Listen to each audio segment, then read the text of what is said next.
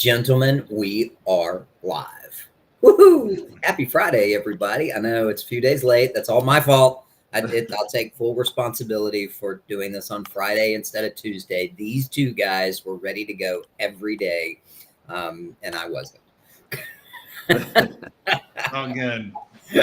So you got it. Well, hey, welcome everybody to the show. We still haven't named this thing. I guess one of these days we'll get around to doing that. If you guys have any suggestions, put them in there. But Curtis Tyree, say hi. Hi. Hey, and welcome to the new year, right? It's been a That's couple of weeks since we did this. We're off it. to a slow start. There, yeah, I am.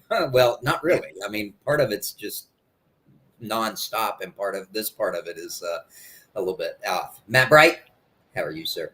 Doing good. Hope you guys are doing good. Hope everybody is enjoying this new year thus far. You got it. Matt has he's got snow and ice up there, so it's affecting his camera. He may I think that he's bundled up in goggles and things like that. He just doesn't want us to see it. That is exactly right. I'm sitting by the fire petting the so yeah, so absolutely. Now we see it.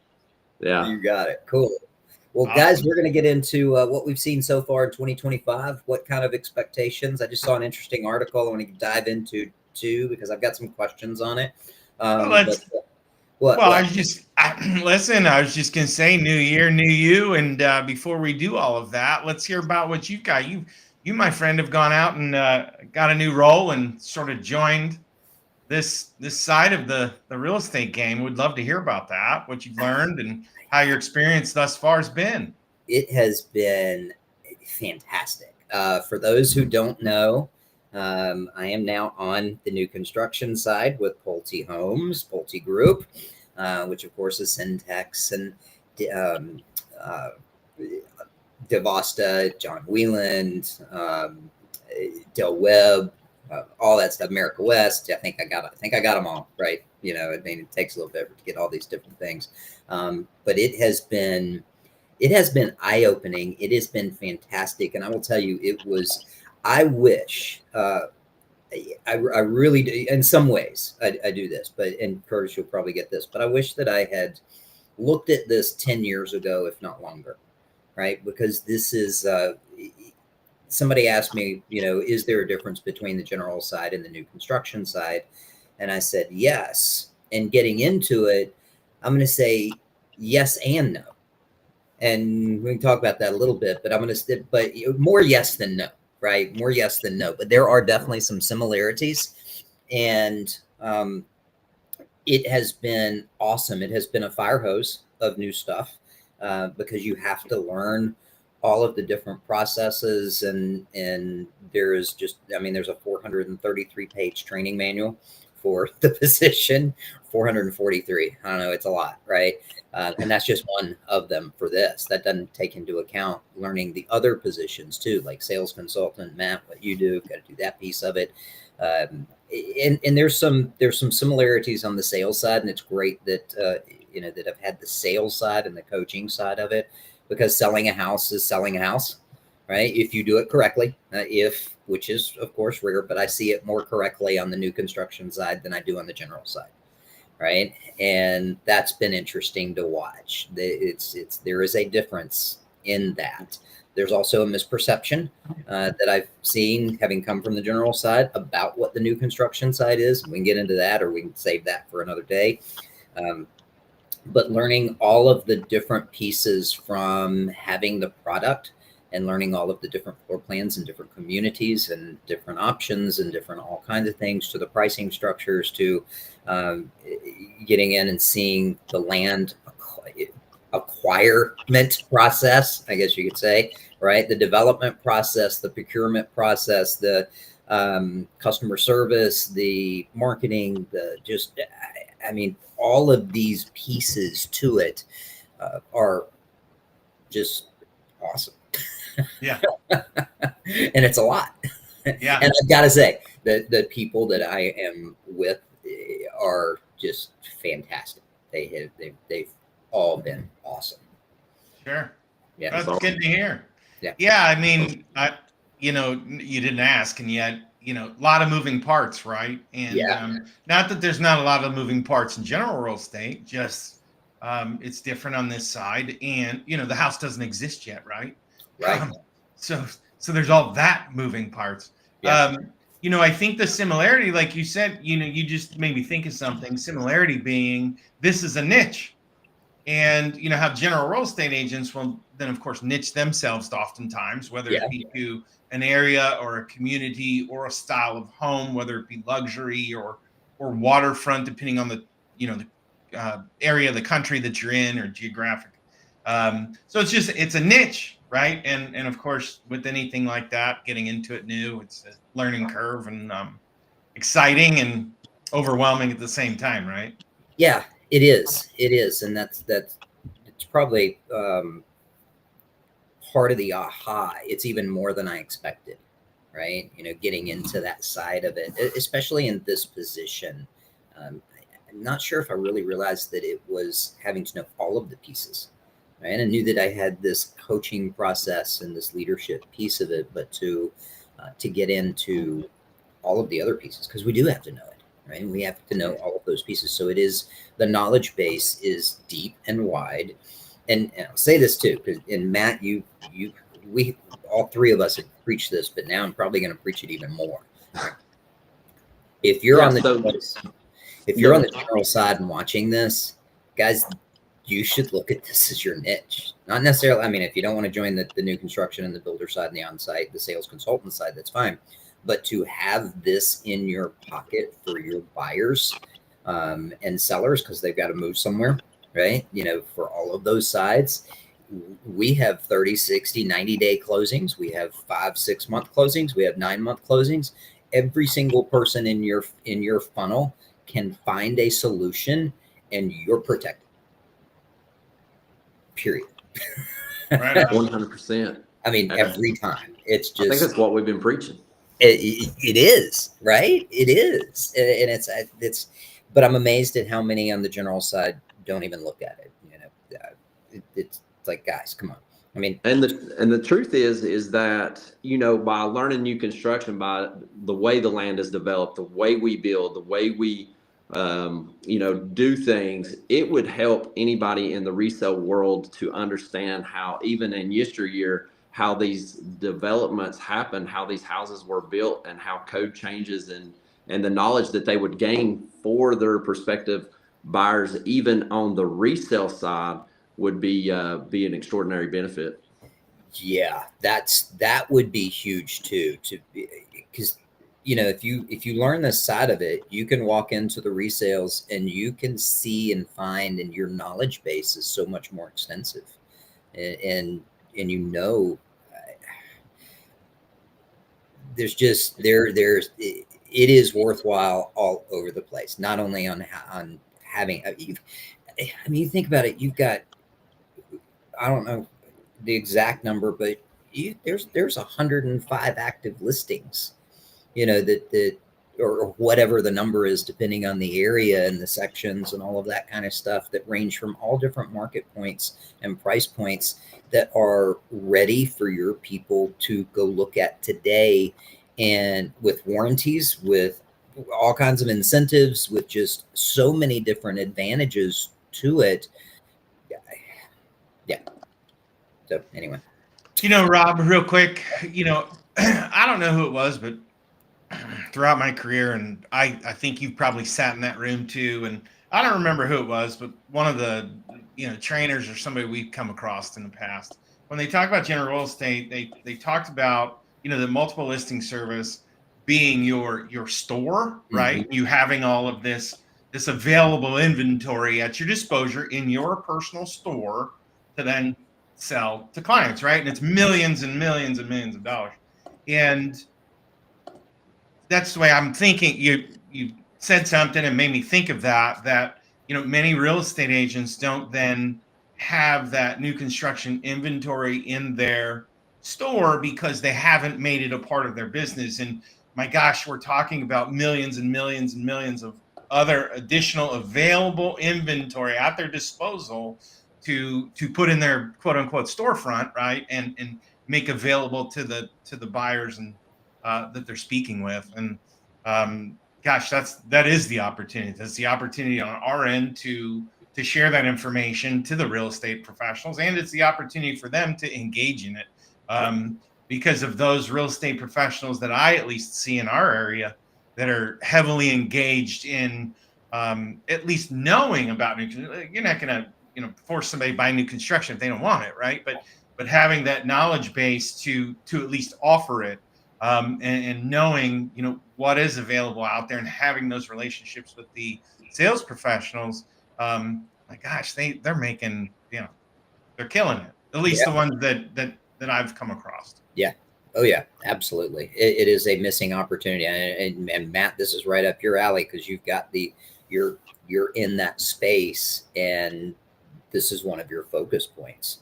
Yeah, 100%. This is basically what I'm dedicating my life to right now, is to educate the buyer's agents, to show them the advantage that new construction has, not only for them providing us business, but by looking at the whole picture and thinking outside the box. Curtis, me and you talked about this yesterday, that a lot of times that's how we need to grow our business, is by thinking outside the box.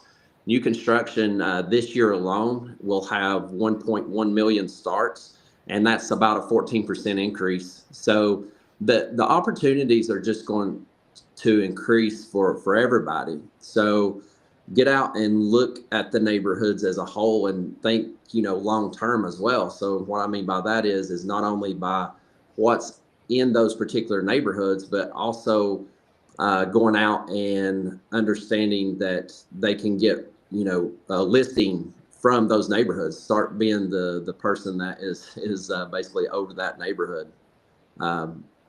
So in addition, the market is only going to grow in especially here in Northeast Tennessee. I don't know how Florida's doing, if you all are going to continue to grow. So, but if it continues to grow, there's a lot of opportunities. I guess that's the point I'm trying to make. There's a lot of opportunities. Well, that the perfect lead in right into this piece. What are we going to see in 2025? So I just looked at this. There was an article, got it from, if you guys aren't, if you want something, builderonline.com, by the way. This one was posted on January 14th, and it is, and this is what's interesting. JCHS projects significant slowdown in household growth. Now, if you heard that, right, what's your first reaction just by the headline? Income's not going to go up. Yeah, that's what I was. Okay. Yeah. Here's what's interesting. Why are housing prices going up? Well, supply and demand. It's economics 101, supply and demand. You got it. We don't have enough houses to sell, right? If you look at that, if you read the article, it's interesting, because I looked at the headline and, obviously clickbait for headlines, right? Because they want you to read it, but I'm glad I did, because it's talking about, and this is Harvard University's Joint Center for Housing Studies, JCHS, right? So it says that household growth in the coming years will be significantly slow. Now, if you just look at that and you don't know, and you don't dive into it, you start thinking that the sales are going to slow down. That's not what it's saying. What it's saying is that the new households that are added, in other words, in 2025, increase in households of 8.6 million between 2025 and 2035, or 860,000 per year. Okay. And it's a 10.1 million were added during the sluggish period in the growth of the Great Recession in the 2020 and the 2010s. So here's what here's why I find that interesting, is that, okay, so we've got an average of 860,000 new households per year. We don't have enough homes for that when you add the people that are moving or increasing as well, right? We already are anywhere between 2 and 6 million houses short in the market.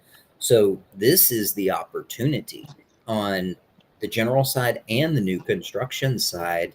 And the only way that the prices are going to go down is if we build more houses. Yeah. Here's Damon. Go ahead, Matt.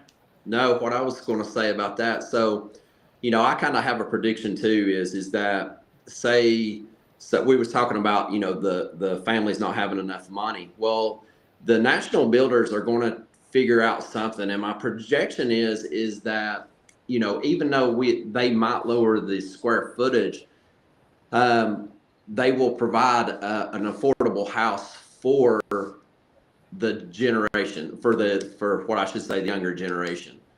And I believe that might be the way they go. And I'd like to hear your all's input on that as well, if y'all heard anything on that.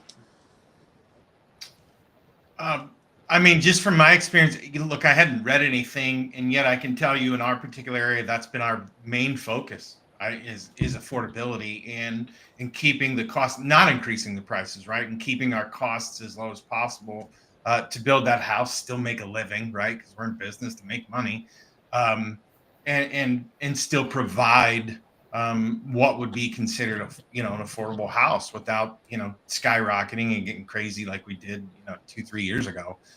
So that's been our main focus. That's been the talk. Where can we continue to put out a great product, keep it in a certain price range, price point that's considered affordable, and still, of course, make a profit and build a nice home, right? That's been 100% our focus, our talk. Rob, you were spot on with there's a housing shortage. There's been one for I don't even know how long, right? Yeah. And that's going to continue because people have babies and people are graduating college, all the things, right? I don't think there's any way to catch up. Yeah, like we're just not. It's been that way for as long as I've been in real estate. So we're going to continue to build houses, and there's still plenty of land out there to build them on, and population is going to continue to rise. Like this is what we're going to do. Going into 2025, I think it's going to look a lot like last year. That's my opinion anyway. Yeah. And that's sort of been what it appears, the things we're seeing, the things we're hearing, right? That it's kind of status quo from last year. I don't know that, a new president or the end of wars and global this and that, blah, blah, blah, is going to have any impact whatsoever. And that we're just going to kind of truck along like we did last year. We already noticed that interest rates over the past, week have actually increased, not even decreased. They've increased. Yep. And I think everybody's been waiting and saying, oh, they're going to go down. I'm just going to wait. Hey, they are what they are. This is where we're at. And it's still a great market and a great time to buy, especially new construction. So we're not 1988, 89 No. mortgage rates, which, by the way, for those who don't know, were 18-ish% plus or minus, right? And you look at that, Matt, what you're talking about, where are the opportunities? I think what we're going to see too, and I think what we may have to see is a lot more townhome developments, multifamily developments, homes with in-law suites, et cetera, multi-generational family developments, that kind of thing, just to have the housing availability for the homes as they grow. And of course, a townhome in most cases is going to be less, right? From what we see. Again, you're looking at land cost and things like that, and people are very proud of their land. So you got to keep that in mind. So, and you're right on that piece about the mortgage rates and the interest rates. None of us have a crystal ball. We don't know where they're going to go. We don't know what the Fed's going to do. We don't know if they're going to go up or down. We don't know what's going to happen with the new administration, that kind of stuff. But that also is another opportunity, because I think that we're starting to see arms come back too, right? You're seeing a lot more of that start, and that's going to increase, which of course, who knows where all of that stuff goes. I will say this, guys, be careful when you're going out there. Get some good financial advice on how to structure your mortgage, but get a mortgage instead of paying somebody else's mortgage, i.e. renting. Real quick, you just made me think of it. We don't want, and I know nobody's going to like to hear this, we don't want to really see interest rates go back down to 2%. If No. we see that, if you really think about that and wrap your head around it, if we see rates get back down to 2 or 3%, what's going to happen to house prices? Well, I can tell you this: it would implode here. It would implode. That's what I'm saying. Such a rush of people. If you look back to those couple of years where they were, just ridiculously low, house prices almost doubled. Yeah. And is so ridiculously unaffordable in many cases in many cities and so on and so forth. Like, hello, it's free money at that rate. That's what I'm saying. Like, we don't want that to happen. I think if we, if they settle somewhere in the, the fives or whatever, at some point, that'd be a great rate. And if you actually look at history of mortgage rates or whatever, I think typically that's where they've always been, is some, on average, somewhere between 5.5 and 6.5 or something like that. So that's kind of that target. And I can't imagine them allowing it to get down to where it had gotten before. Yeah. The national, the average, to answer that question, if people don't know that, it's 6.8% is the overall mortgage average throughout. There you go. Throughout history. So kind of gives you an idea. Of course, in 1978, it was the largest. I think at 18.8%, something like that. So, and then the lowest, I think, was that 2.3, 2.2, somewhere around there. So, especially like in 1978, could you imagine paying $60,000 for a house, but yet your payment was still $650 a month, which, sounds low now, but back then that was a pretty good chunk of change. Yeah, that'd be like having a $600,000 house with a $6,500 a month mortgage. That is exactly right. Right. Yeah. Just to put it in perspective for today, if you're looking at it. So you guys think about that, right? Yeah. And here's the thing: there's always going to be business to lower rates. That's that refi industry. That the companies are going to do that. So if you get it at a higher rate now, you get it at a lower rate then. It's just. It's part of the process, but again, it goes back to that piece. You're building your own wealth as opposed to building somebody else's wealth, which every time you pay a rent check, that's what you're doing. Regardless, even if you have to pay a little bit more for the housing right now to buy something. That's right. We had that discussion. It's a 21-year-old that came in, one of our models yesterday, and I wish I had been that smart at 21. I was not. And they had saved, she and her soon-to-be fiance had saved tons for the down payment. They both were very conservative. Their mortgage would probably be somewhere in the neighborhood of 26 to 28 versus a comparable $2,000 rent, but they're looking at it differently. They're looking at it in the right way. And that's just, that is the reality of it too. It's like, what do you want to do? Do you want to pay somebody else's mortgage, or do you want to pay your own? And have something that that is an investment, because they will be able to refinance at a time. The prices are going to go up, so the value is going to go up. It always does, right? And that's history. But yeah, it's guys, don't get caught up in what the mortgage rate is. We're solving dreams. We're building families. We're helping people with their lives, and that's what we have to keep in mind. Well, every expert, every economy expert will tell you to buy now. There's no better time than to buy now. That's always the answer. That's always the answer. With inflation, with everything, the right answer is now. Yeah. Even those that bought it 18%, right? Same thing. 100%. They come in now and their house is worth $750,000, maybe even more than that. So. Yeah. Can you imagine that $60,000 house that somebody bought at 18%? It's paid off now, right? Oh yeah. It's now worth. And they've been able to how many times have they been able to refinance if they wanted to? And they probably did. But what's interesting is now that house is $600,000, $700,000 for that same house. 100%. Depending on the area, of course, right? Yeah. No doubt. Cool. What else you guys got? What else do you think? So, all right, tell me this. So, what have you seen traffic-wise in your neighborhoods? Has it increased, decreased, same? Matt?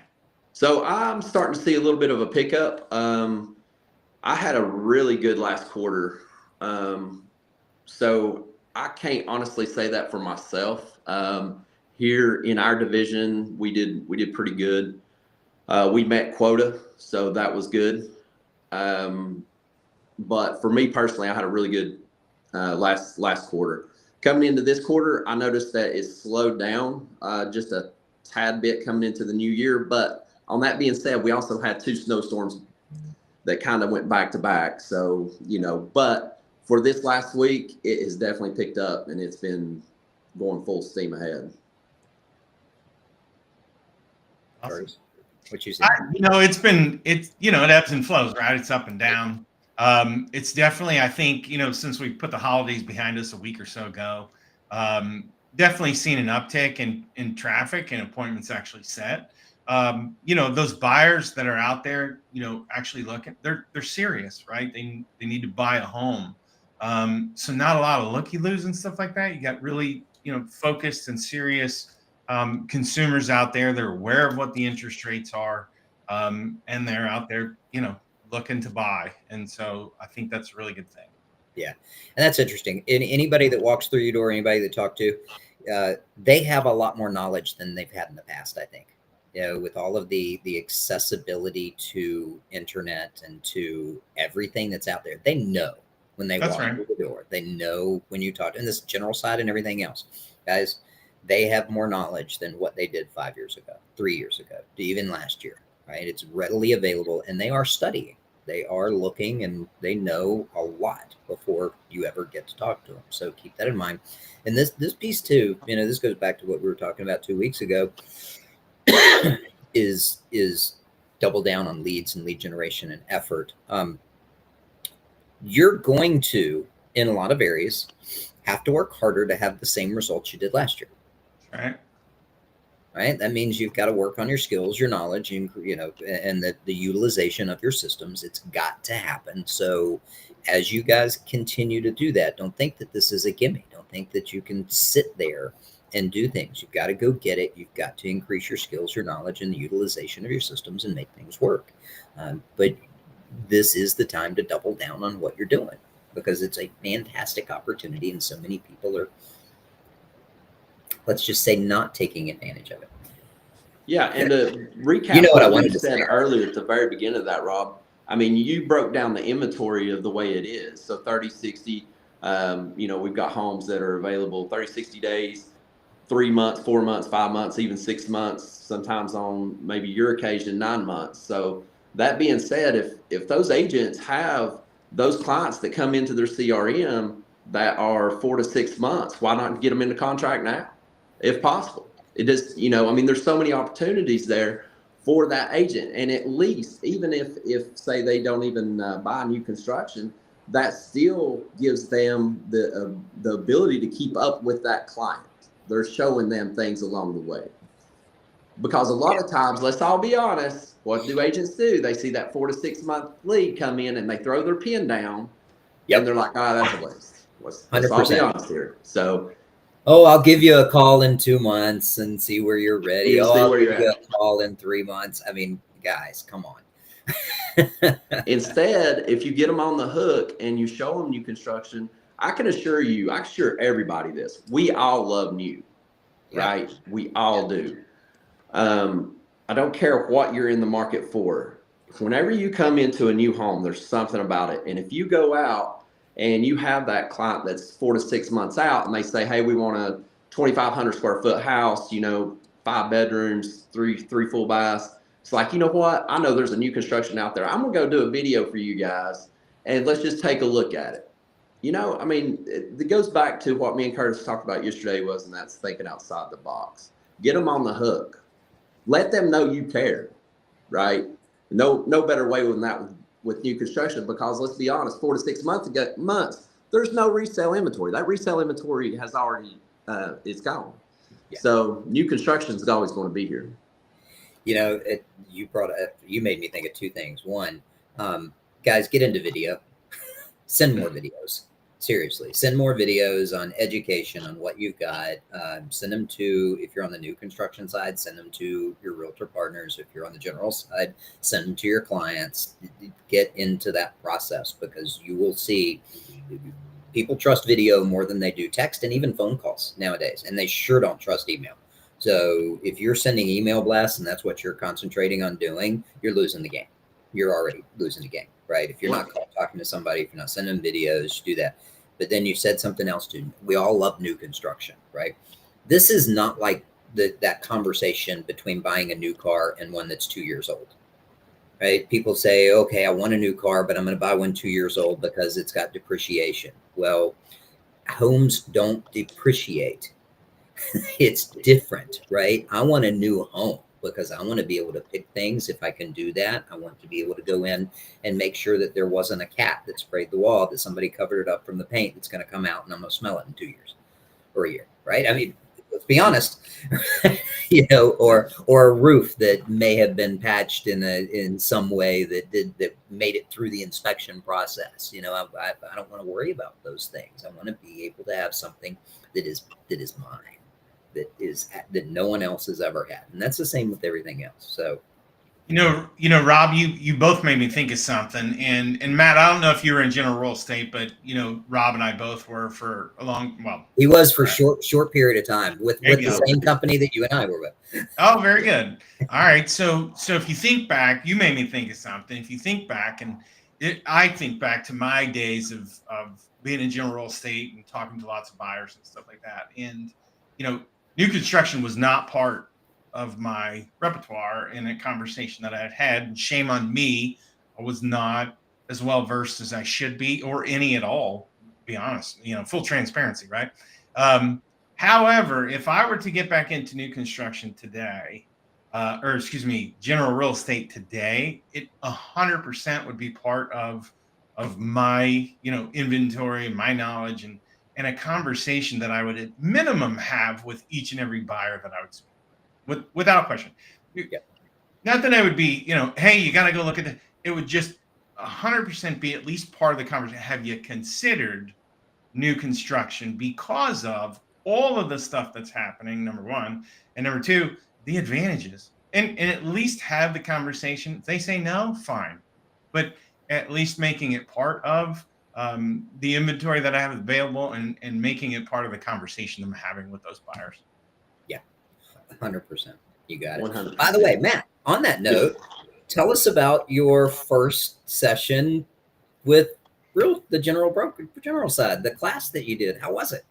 Oh, class went really well. We were expecting, we had a snowstorm, so we lost a few, but that being said, we had 20 that showed up.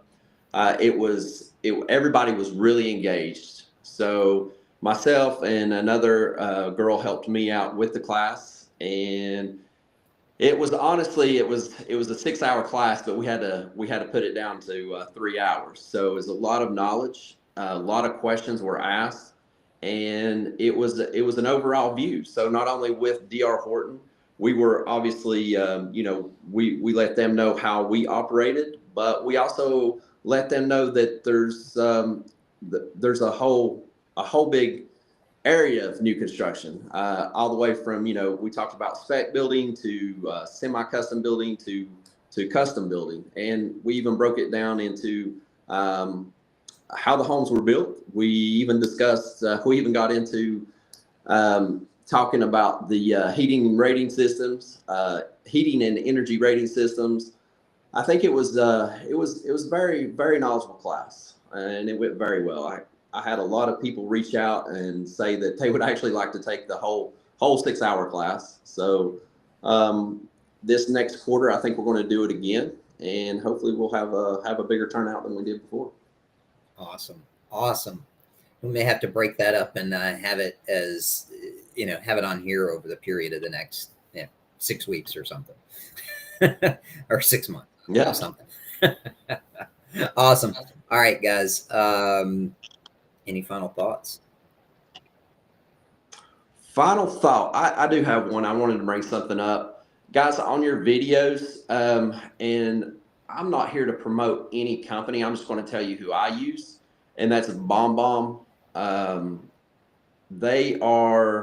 It's basically you do a video and it sends it out, and it has all your information on it, and it's a very professional platform.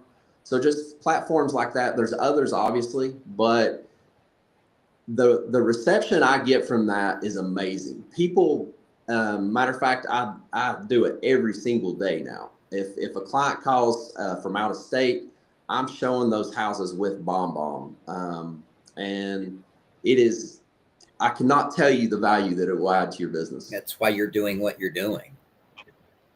Yeah, that's right. Everybody that's should be. Right. Well, and I use Dubb, DUBB. So that's one of the competitors in there, very similar to what BombBomb is. BombBomb's the granddaddy of that process.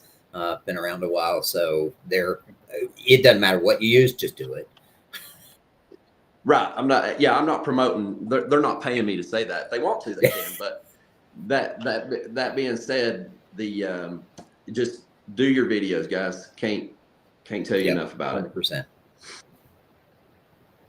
Who are you pointing at? You. Me? Oh. Yeah. You said, oh yeah, you said being quiet. Hey, but listening. I love listening to Matt. You said final thought. Yeah, I got a final thought. We are at the 17th of the month. And the 17th of the new year. And we are talking about your real estate professionals as well as new home sales consultants. Listen, guys, if you're not halfway to your goal for the first month, it's time to get after it. And Rob alluded to it a little bit earlier, and that was, listen, it's time to brush off those skills you know you've got deep down inside. Maybe you haven't had to really use them over the past couple of years because we had such a high as far as the real estate market. But look, those that get after it and double down, like Rob said, and get really focused on improving their skills, or like I said, dusting off. Because if you ain't using them all the time, you kind of lose them a little bit, right? So that's certainly been the theme with my sales folks is we're getting after it. We're going to be definitely highly skills focused, and doubling down on the amount of lead generation and appointment setting that we actually do. Because I think that's what it's going to take to survive, and not only survive, but to really thrive this new year. Again, I think if you're waiting for something, stop waiting. It ain't coming. It ain't happening, whatever that is. I think it's, again, going to look a lot like last year. I don't know what yours looked like, but if you didn't like it, do something about it. Let's go. Yeah. You calls, text messages, and conversations. I'm taking out the email. Video, right? Realtor outreach, both directions, guys. And follow up. I think we have two more, follow up, right? If we're not doing that, hitting those numbers, I'll give you anybody like basketball? You guys watch college basketball? Yeah. Okay. So we have March Madness coming up, right? That's right. Okay. Everybody wants to make it to the Sweet 16, right? So I want to ask every person out there that's on the sales consultant, the new construction side, and the general side, do you have your Sweet 16 clients? Let me give you an idea. Here's your challenge over the next 30 days, right? You want 16 people that have said they are buying a home in the next 30, 60, 90 days in your Sweet 16. Let me tell you why. Here's your key. If you have 16 people that have said they're going to buy a home in 30, 60, 90 days, you're going to have 4 of them that just disappear. You're going to have 4 of them that change their time frame. You're going to have 4 of them that end up, going somewhere else or doing something that, not with you, right? But here's what's going to happen. You're going to have 4 of them that close every month. If you keep the Sweet 16 full. 4. What would that do for your business?